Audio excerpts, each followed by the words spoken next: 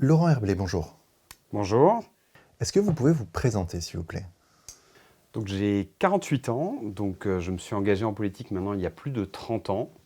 Je tiens le blog Gaulliste Libre depuis 2007, donc avec quelques parutions, parfois dans Marianne, Figaro Vox ou Front Populaire. Et, euh, et donc très heureux d'être reçu ici pour parler d'oligarchisme et de déconstruction de la démocratie. Et donc, Laurent Herblay, vous êtes l'auteur d'un livre, Oligarchisme et destruction de la démocratie, avec en sous-titre Ce que cache le terme trompeur de néolibéralisme, sorti aux éditions Libri Nova. Pourquoi vous êtes intéressé au néolibéralisme? Alors pourquoi je me suis intéressé au néolibéralisme? C'est parce que ça fait 30 ans en fait que je suis opposé à ce qu'on appelait la pensée unique, si on remonte 30 ans en arrière. Il y a un peu plus de 10 ans, j'avais commencé un travail en fait sur la requalification du nom, parce que j'avais acquis le sentiment que le nom néolibéralisme n'est pas le bon nom. Et c'est quand j'ai trouvé en fait des termes qui me semblent beaucoup mieux représenter ce qu'est ce qu'on appelle improprement le néolibéralisme que j'ai décidé d'écrire ce livre. Pourquoi? Parce que je pense que les mots cadrent le débat. C'est à partir du moment en fait où il y a des mots qui s'imposent, ils biaisent complètement le débat dans un sens ou dans un autre. Moi, l'exemple qui m'est cher et pour lequel je me bats depuis plus de 10 ans, c'est le terme paradis fiscal. C'est un terme qui est extravagant.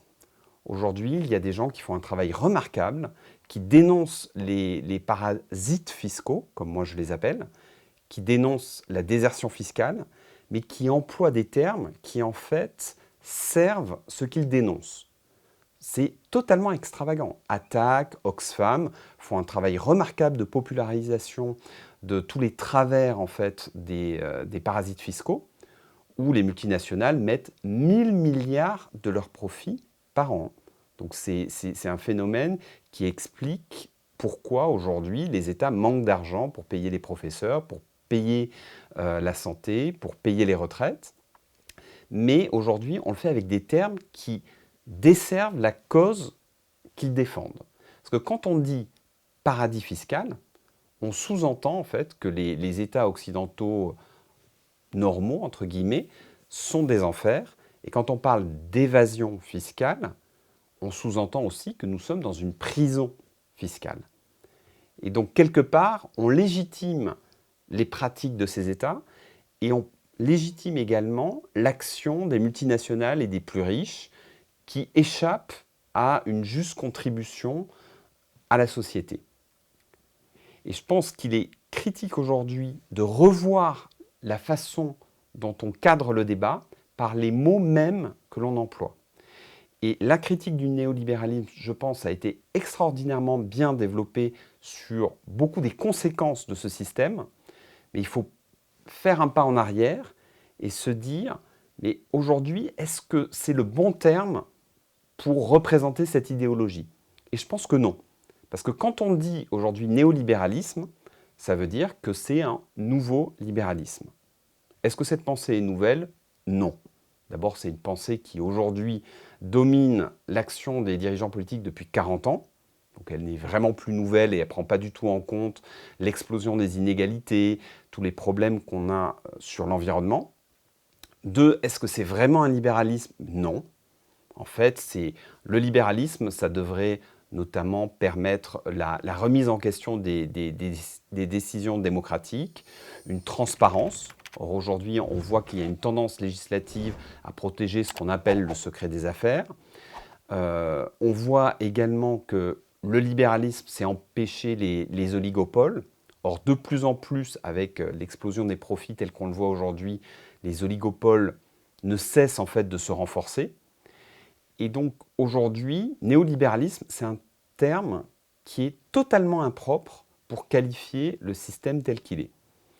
Alors il m'a fallu du temps pour trouver une proposition alternative. Et ce à quoi je suis arrivé, c'est en me disant que, en arrivant au constat que le système actuel, en fait, ne sert que les intérêts du pourcent le plus riche et des multinationales, en fait, on est dans un oligarchisme d'un point de vue économique. Si on doit, en fait, réduire, condenser L'ADN du système économique actuel, c'est un oligarchisme.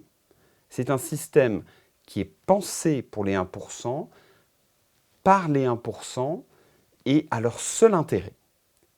Alors derrière, il y a un fond idéologique, hein. C'est toute la théorie du ruissellement à laquelle Macron en fait adhère volontiers, qui est de se dire « Ah mais oui, mais si on fait ces politiques-là, ça va finir par profiter à tout le monde ». C'est un argument qui est totalement irrecevable. Tous les travaux faits sur les inégalités depuis maintenant 2 à 3 décennies par Stiglitz, par Piketty et toutes les personnes qui travaillent avec lui démontrent qu'il n'y a aucun ruissellement. Ça, On est dans un... ça marche pas. Ça marche pas. Chiffre très simple. Les États-Unis, qui sont quand même un peu la pointe avancée de cette pensée, les revenus sur 40 ans ont progressé de 17% en moyenne, mais la moyenne est très mauvaise conseillère parce qu'en fait, il y a 90% de la population qui a vu ses revenus baisser de 13%, mais c'est compensé par le fait que les 10% les plus riches ont vu leurs revenus augmenter de 80%.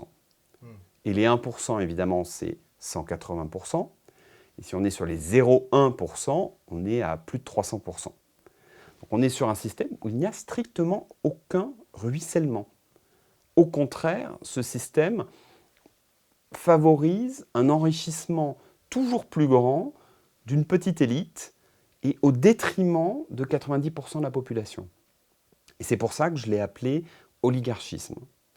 Et en même temps, d'un point de vue politique, on n'est pas dans un système libéral, on est au contraire dans un système qui revient à déconstruire petit à petit la démocratie. C'est-à-dire qu'il y a 40 ans, le ministre des Finances en France, c'est lui qui disait à la Banque de France de prendre telle ou telle décision, d'augmenter les taux. Ce n'était pas un fonctionnaire anonyme qui allait décider de la politique monétaire de la France. Politique monétaire dont on a vu qu'elle est quand même capitale en cas de crise économique et que c'est un des leviers majeurs de politique économique. Le recul de la démocratie, c'est aussi tous ces traités qui en fait cadenassent l'action publique, qui font qu'aujourd'hui nos dirigeants se comportent comme s'ils étaient dans des camisoles, avec une liberté d'action extrêmement contrainte, notamment dans l'Union européenne, où aujourd'hui, je vais prendre l'exemple tout simple de l'automobile, on se retrouve à subventionner les véhicules électriques chinois ou états-uniens, alors que le marché chinois est complètement verrouillé, parce qu'aller vendre des véhicules fabriqués en Europe, en Chine, c'est extrêmement anecdotique aujourd'hui, que les États-Unis sont en train aujourd'hui aussi de protéger leur industrie automobile, et nous, on est là, parce qu'il y a plein de contraintes, plein de traités qui cadenassent. Alors, on a des politiques qui s'agitent, qui disent qu'ils vont faire quelque chose, mais qui en pratique ne font strictement rien, et qui, industrie après industrie, laissent détruire notre tissu productif. Si on revient en arrière, il y a 20 ans, par exemple, sur les panneaux photovoltaïques, l'Europe était le continent leader mondial de la production de panneaux photovoltaïques. Parce qu'on avait investi un peu plus tôt que les autres dans la transition énergétique. Donc assez logiquement, les industriels s'étaient d'abord développés sur le continent européen. Sauf que les industriels asiatiques et surtout les pays asiatiques ont identifié que c'était un secteur d'avenir, que dans les années 2000, ils ont décidé d'investir massivement dans ce domaine pour prendre des parts de marché très fortes et puis en fait constituer une forme d'oligopole.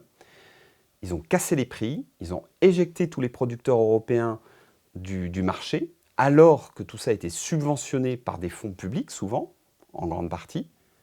Et on se retrouve aujourd'hui avec une part de marché dérisoire et des industriels qui ont perdu un terrain considérable.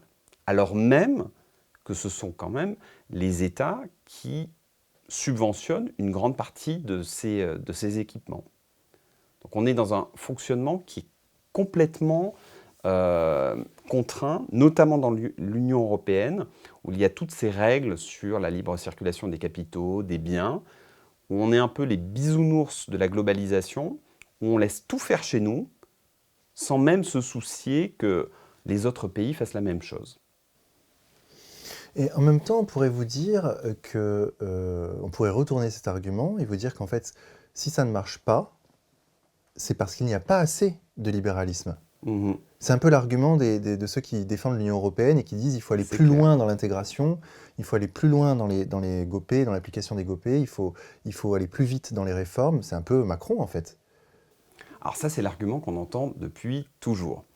Alors, il y a deux choses, on peut le prendre de deux manières.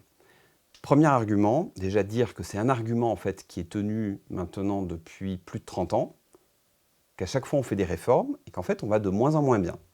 C'est-à-dire qu'on nous avait dit ah mais oui mais on a fait le SME, mais le SME et l'acte unique c'est pas suffisant, maintenant il faut faire la monnaie unique parce que regardez il y avait la crise des changes au début des années 90, on fait l'euro, et mince en fait la situation elle s'est dégradée et le niveau de croissance de la zone euro par rapport aux autres grands pays du monde a reculé. Ensuite, on a fait le traité de Lisbonne, qui devait aussi améliorer des choses. Pareil, on se retrouve crise financière venue des États-Unis. Non seulement on n'est même pas protégé de cette crise financière, mais en plus, nous, on a eu une deuxième crise qui a suivi juste après. Donc en fait, à chaque fois qu'on fait ces volets d'intégration, la situation se détériore. Et ça arrive, ça me permet d'arriver à au deuxième argument, c'est que finalement, il y a deux problèmes de fond avec cette intégration européenne. D'abord, les pays sont trop différents pour partager des politiques uniques. Ça n'a aucun sens d'avoir la même monnaie, les mêmes traités en Espagne, en Grèce et en Allemagne. Ces pays sont beaucoup trop différents pour avoir la même direction. Et deux, l'Union européenne, c'est la pointe avancée de l'oligarchisme. C'est-à-dire que la façon dont l'Union européenne s'est constituée et dont elle avance, c'est toujours protéger les intérêts de l'oligarchie, des plus riches et des multinationales. Dans, allez, 99 décisions sur 100 vont dans ce sens. Ça vaut pour la pêche, où ils laissent faire n'importe quoi et des bateaux-usines qui détruisent les écosystèmes marins et qui sont des bateaux de pêche néerlandais. On laisse rentrer les Tesla fabriqués en Chine, en Europe, sans la moindre contrepartie de la Chine. Du coup, on a même des constructeurs européens qui, de plus en plus, prennent l'initiative d'aller fabriquer en Chine, puis de réimporter les véhicules. Tout ça parce qu'on met des règles qui poussent à l'électrification et que la Chine a bien identifié que c'était un secteur d'avenir et que c'était le moyen pour elle de prendre position sur un marché européen où ses constructeurs n'étaient pas présents. Donc, ça ne marchera pas. D'abord, c'est un discours qui maintenant, je pense, est usé. On ne peut plus tellement le tenir. Hein. C'est comme toutes les réformes de Macron, de Macron et Hollande sur la baisse du prix du travail ou sur la réglementation du travail ou les chômeurs. On en est quand même à 100 milliards de baisse de taxes, 3 réformes du chômage et 3 réformes du droit du travail. Et notre compétitivité ne s'est absolument pas améliorée. Au contraire, notre déficit commercial a fait x2. Donc ces politiques sont en échec. Chaque fois, ils nous disent « Ah mais non, il faut rajouter une couche ». Sauf qu'à chaque fois qu'on rajoute une couche, la situation se détériore au lieu de s'améliorer. Et en même temps, je me mets à la place du libéral qui serait en face de vous. Je pense qu'il vous répondrait, oui, mais si l'Europe et l'Occident en général en est là, c'est grâce au libéralisme, à la libération des forces productives. Mais je ne suis pas antilibéral. C'est aussi, moi, ce qui me frappe aujourd'hui, c'est que pendant cette crise du Covid, je ne me suis pas du tout senti antilibéral. Au contraire.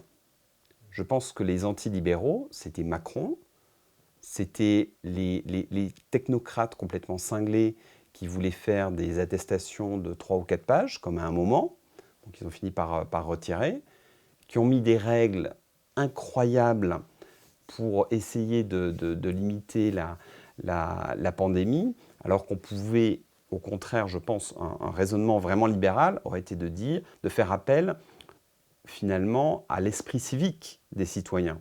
Et je pense que ça a été la démarche de la Suède, qui a mis en place beaucoup moins de restrictions, qui a plus fait appel justement à l'esprit de responsabilité et qui a été dans une vraie démarche libérale.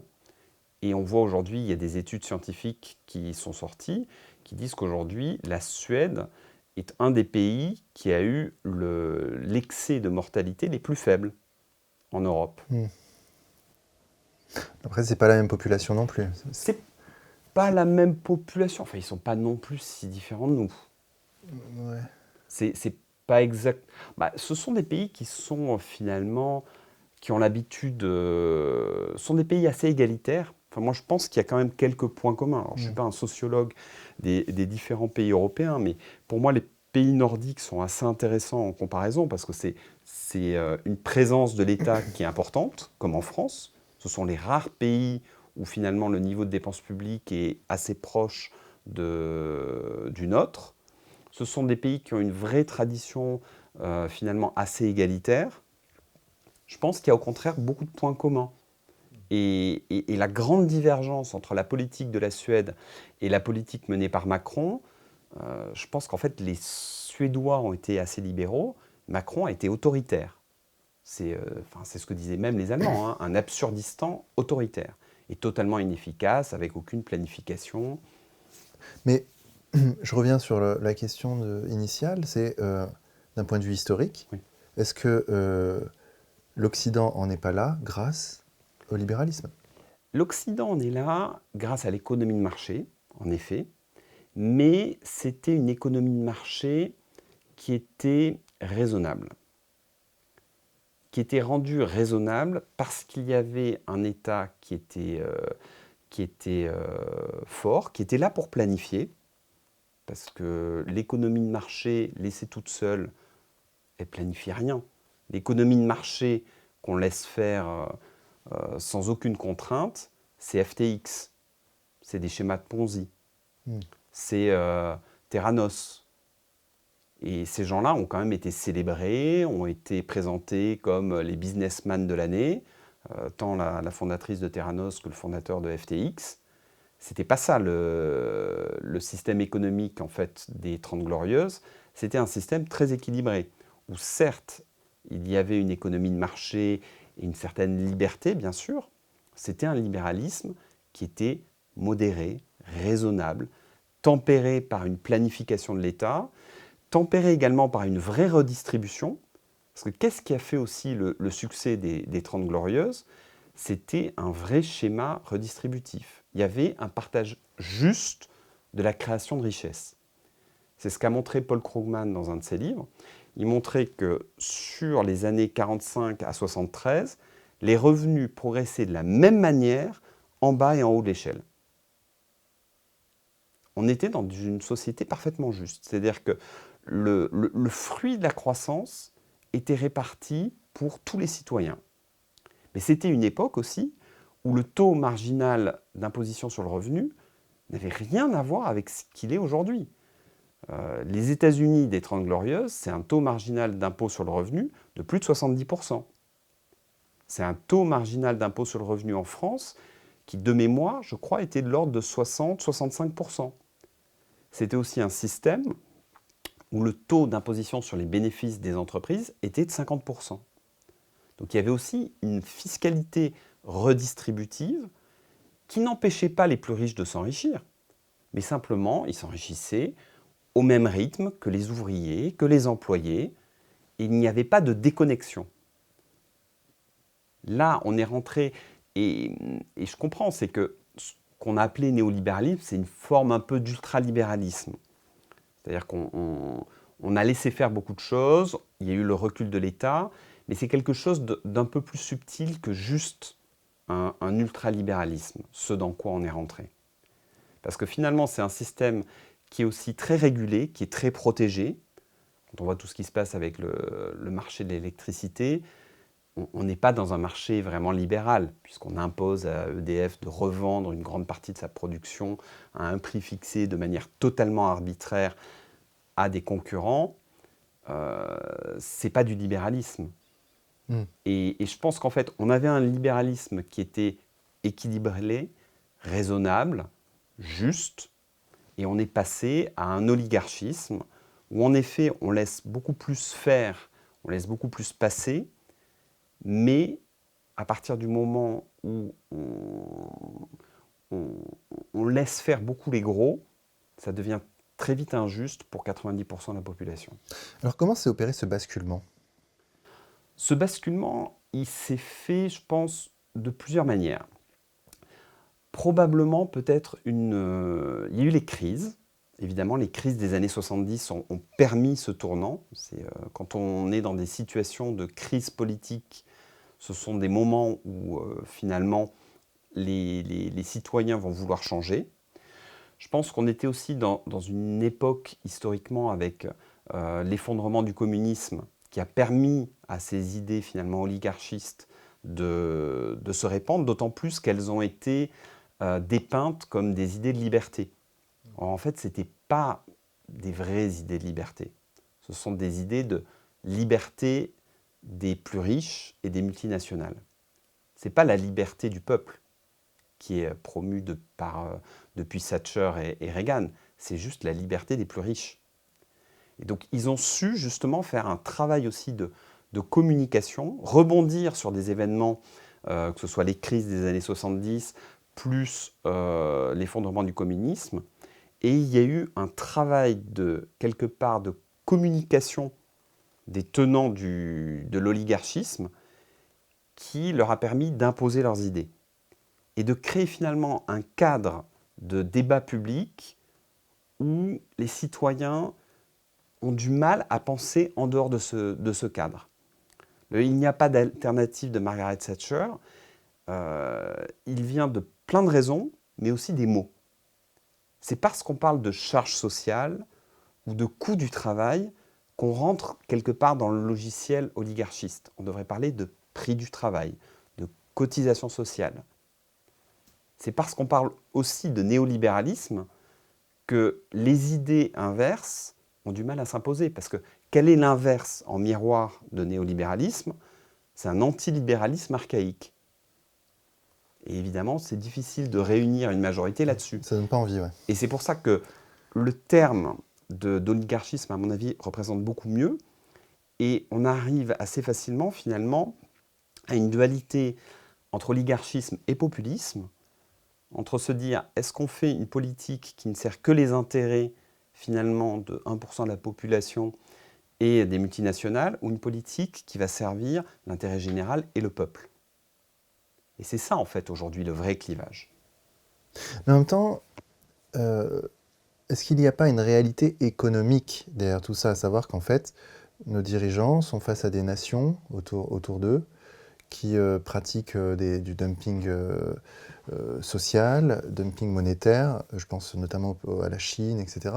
Et que bon, bah, du coup, on est dans ce contexte mondial, de mondialisation, et que bon, bah, il faut être compétitif.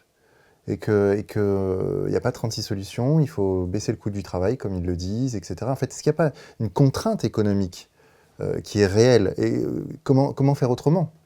Non, la contrainte, on se l'invente. Tous les pays asiatiques se sont développés en dehors de ces contraintes. C'est le Japon en premier, s'est développé avec un protectionnisme fort, avec une planification forte, avec un gouvernement qui donnait une direction, qui travaillait avec les entreprises. Ça n'a rien à voir.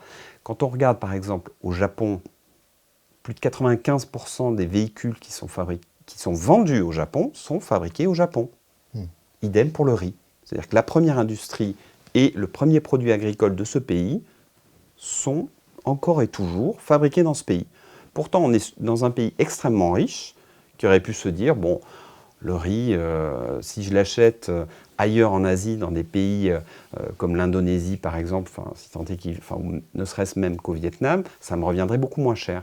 Mais ces pays se sont construits complètement, très largement, en dehors de la matrice du consensus de Washington. Ensuite, on a eu les dragons asiatiques avec notamment la Corée du Sud, qui a suivi exactement le même schéma. Plus de 90% des véhicules fabriqués en Corée du Sud, enfin vendus pardon, en Corée du Sud, sont fabriqués en Corée du Sud. Et idem, le marché du riz coréen est protégé. Et la Chine, ensuite, à partir en tout cas des années 80-90, a suivi exactement le même schéma. C'est un schéma qui est très protectionniste. La Chine a poussé le protectionnisme jusqu'à refuser la plupart des GAFA. C'est-à-dire qu'il n'y a pas Amazon en Chine, il y a Alibaba. Il n'y a pas Google, il y a Baidu. Ce qui se passe, c'est qu'en fait, les pays occidentaux appliquent, et notamment l'Union européenne, appliquent des règles que les autres grandes puissances n'appliquent pas. On est plus royaliste que le roi. On est plus royaliste, on est plus oligarchiste encore que les autres. C'est-à-dire qu'on a réussi à promouvoir un agenda complètement globalisé. C'est-à-dire que c'est un oligarchisme qui est déconnecté de l'Europe. Ça ne veut pas dire que la Chine n'est pas un pays oligarchiste. Je pense que c'est un pays très oligarchiste, mais c'est un pays oligarchiste et patriote. Le problème de l'Union européenne, c'est qu'elle n'est qu'oligarchiste. Elle n'est absolument pas européenne. L'Union européenne ne défend jamais les intérêts des pays européens. Elle défend les intérêts de l'oligarchie. Point. Et si cette oligarchie est étrangère, cette oligarchie pourra s'emparer de pans de notre économie. On va laisser les fabricants asiatiques de panneaux photovoltaïques, envahir le marché européen et détruire les fabricants européens. Ils sont en train de laisser faire l'arrivée des fabricants automobiles chinois.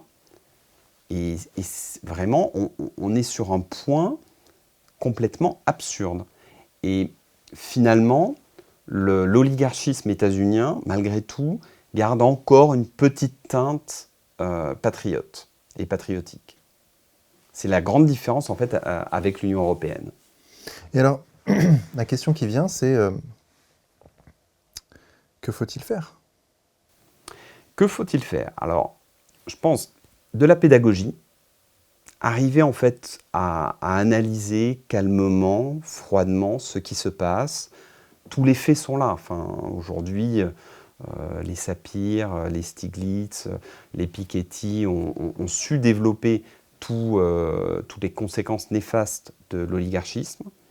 Deux, je pense qu'il faut vraiment mener la bataille des mots. C'est quelque chose qui est critique. Si on emploie les mots qui sont aujourd'hui utilisés, on se tire une balle dans le pied. C'est comme quand on dénonce les paradis fiscaux, je suis désolé, ce sont des comportements de parasites.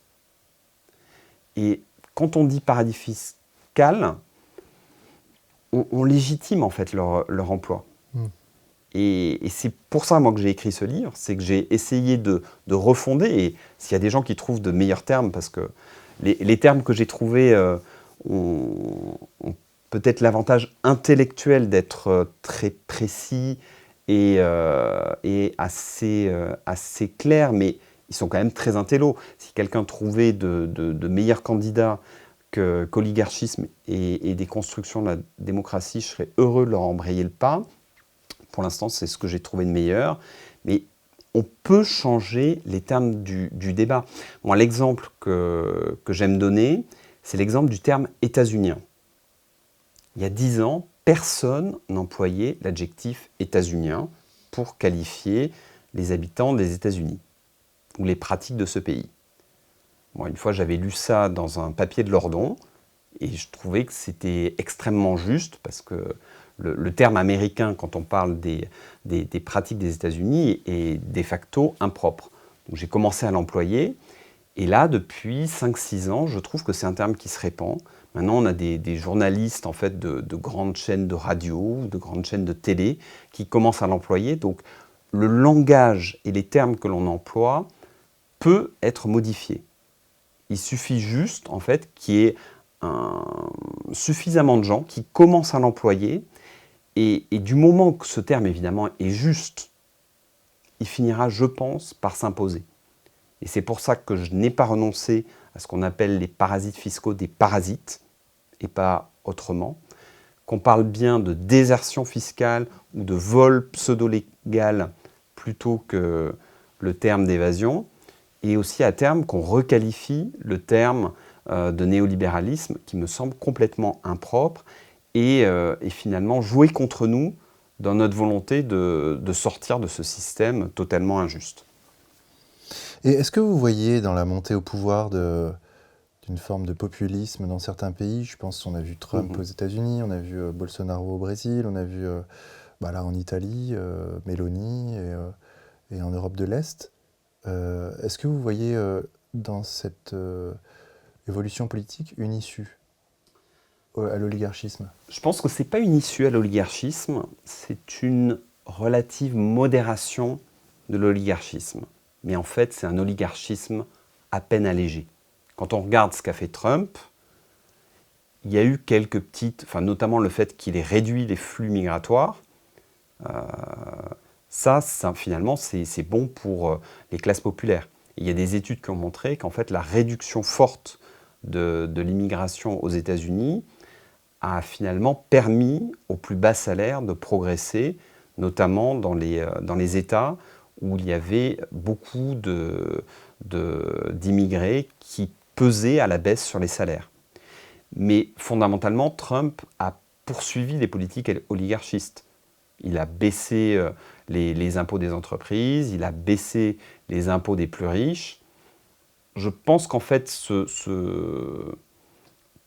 ne sont pas tellement des populistes, ce sont plus des oligarchistes à peine modérés qui prennent un peu des tonalités populistes parce qu'ils ont bien saisi que les oligarchistes purs à la Obama ou à la Macron se déconnectent complètement des classes populaires et qui peuvent finalement trouver un écho auprès d'une partie de ces classes populaires.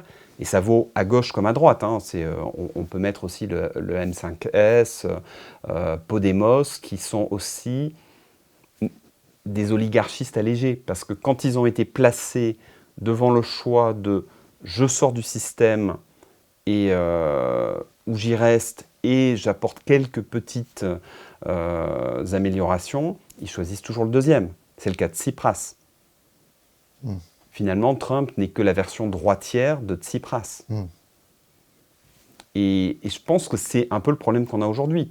Meloni, finalement, dans la dernière ligne droite de la campagne et depuis qu'elle a été élue, a donné beaucoup de gages de continuité, finalement. Alors, sur l'immigration, en général, les oligarchistes teintés de populisme de droite, évidemment, vont peser à la baisse de l'immigration, et ça aura un vrai bénéfice pour les classes populaires. Mais finalement, sur les fondements du système économique, ils ne le remettront pas en cause. Mais alors, qui trouve grâce à vos yeux? Pas grand monde. Non, mais c'est un peu le problème. Oui, mais est-ce que c'est pas la preuve que justement c'est pas possible? Non, c'est pas la question que ce soit pas possible. C'est qu'en fait, dans l'espace médiatique actuel, il y a juste des fausses alternatives qui se présentent. C'est-à-dire qu'avant, on avait les fausses alternatives PS-UMP qui finalement menaient un peu les mêmes politiques. Et malheureusement, aujourd'hui, parce que le débat est mal cadré, parce que certaines personnes qui incarnaient des idées vraiment différentes n'ont pas réussi à émerger en partie de leurs responsabilités, on se retrouve aussi avec des alternatives qui ne sont que des alternatives très allégées. C'est qu'en fait, aujourd'hui, ce qu'on appelle la droite radicale ou la gauche radicale, à partir du moment dans l'Union européenne où ils refusent de rompre avec l'Union européenne, je suis désolé, ce ne sont que des alternatives extrêmement allégées. Et du moment où Mélenchon resterait dans l'Union européenne et dans l'euro, qu'est-ce qu'il apporterait véritablement sur les sujets sociaux? D'ailleurs, il a dû s'en rendre compte, parce qu'en 2022, il n'a pas orienté sa campagne sur les sujets sociaux, il l'a beaucoup plus orienté sur la créolisation qui est aussi un idéal de l'oligarchie. Il faut être clair, là pour le coup, il rejoint Macron sur les questions de société. Bon, là, en revanche, la droite radicale, pour le coup, là, s'oppose aux oligarchistes sur bon nombre d'évolutions sociétales. Donc, en cela, il pourrait être une petite alternative, mais économiquement, et même potentiellement démocratiquement, toute cette droite radicale ne remet pas suffisamment en cause ce que moi je dénonce et que j'appelle oligarchisme et déconstruction de la démocratie. Zemmour n'aurait rien fait là-dessus. Et Marine Le Pen, bon, elle serait sans doute moins pire que Macron, mais elle ne ferait que prolonger le système actuel avec quelques petites touches différentes. Et en même temps, je ne peux pas m'empêcher de penser que quel est le mobile pour l'oligarchie de mettre en place un système aussi visible, un système aussi déséquilibré, alors que par une démocratie de façade, par un système qui redistribue un peu quand même des miettes, c'est tellement plus facile de gouverner dans ces conditions qu'en créant une crispation par des inégalités qui explosent et une démocratie qui se décompose. Parce qu'ils ne le voient pas, ils ne s'en rendent pas compte. Ils ne s'en rendent pas compte, c'est ce que je décris un peu dans le livre. Mais aujourd'hui, les classes supérieures se voient beaucoup plus proches de la moyenne qu'elles ne le sont. Ah oui. On a vu des ministres ou des députés qui disaient, je pense sincèrement, qu'ils faisaient partie des classes moyennes. Et je pense qu'il y a ça qui se passe. Il y a une déconnexion, quoi. Il y a une déconnexion. Ils ne se rendent pas compte parce que, notamment en France, ils vont vivre à Paris où les choses sont un peu déconnectées du reste du pays. Et aussi, c'est l'explosion des très hauts revenus. C'est qu'aujourd'hui, quelqu'un qui va gagner plus de 100 000 euros par an, parce qu'il y a des grands patrons ou des sportifs ou des artistes qui gagnent des millions, peuvent se dire, finalement, je suis un peu dans la moyenne. Alors après, c'est sûr que s'ils font un minimum de travail, ils se rendent compte, non, finalement, moi, je suis dans les 1%. Mais ils se pensent et se vivent comme des classes moyennes supérieures. Il y a ça qui se passe. C'est que fondamentalement, je pense que une grande partie des élites ne se perçoit pas du tout comme étant en haut de la pyramide. Mais parce que aussi cette pyramide est montée beaucoup plus haut qu'elle ne l'était avant. Je pense qu'il y a aussi la révolution numérique qui fait qu'on a un flux d'informations qui ne favorise pas forcément la réflexion, la prise de recul. Et le flux est tellement fort que finalement on peut accorder surtout de l'attention au titre du jour sans forcément rentrer sur le fond, parce que ça ne va pas faire la une de l'actualité. Le salaire médian français qui est en dessous de 2 000 euros. Alors certes, parfois ça passe, mais je pense que ça n'imprime pas, ce ne sont pas non plus les premiers titres. Et une forme de conformisme. Et puis ce côté que vous aviez bien, c'est une non-remise en question de la direction qu'on prend. Il y a aussi un conformisme très très fort et tout un système, aussi par le choix des mots que l'on a, qui nous pousse dans un cadre de réflexion beaucoup trop étroit. Et quand on dit finalement néolibéralisme, c'est difficile de vouloir en sortir parce qu'on ne veut pas aller vers de l'antilibéralisme ni vouloir aller dans le passé. C'est pour ça qu'en fait ce travail sur les mots est fondamental, parce que si on ne le fait pas, en fait on pose les données du problème d'une manière qui va contribuer en fait à entretenir ce problème, au lieu de faciliter en fait la résolution de ce problème. Et donc cette résolution, pardonnez-moi Laurent Herblay, mais dans votre cadre de pensée, je n'arrive pas à la voir, la solution. On a bien vu que les gilets jaunes, par exemple, se sont fait dégommer. Vous dites que les différentes alternatives politiques, entre guillemets, n'en sont pas vraiment. J'avoue que là, je suis un peu désemparé. Qu'aurait fait De Gaulle aujourd'hui? Qu'aurait fait De Gaulle aujourd'hui? C'est une bonne question. Je pense rassembler, moi ce qui me frappe en fait, c'est que dans les gens qui veulent vraiment remettre en cause le système, finalement il y a pas mal de petites chapelles et et ces petites chapelles ont un peu de mal finalement à se rassembler. Quand on voit par exemple un Kuzmanovic, d'une certaine manière un Asselineau, un Philippot, finalement si les gens qui vraiment vont jusqu'au bout intellectuellement, qui ont une analyse suffisamment profonde du système et une capacité à promouvoir une vraie sortie du système actuel, il y aurait besoin finalement de se rassembler, aussi de faire un effort de pédagogie.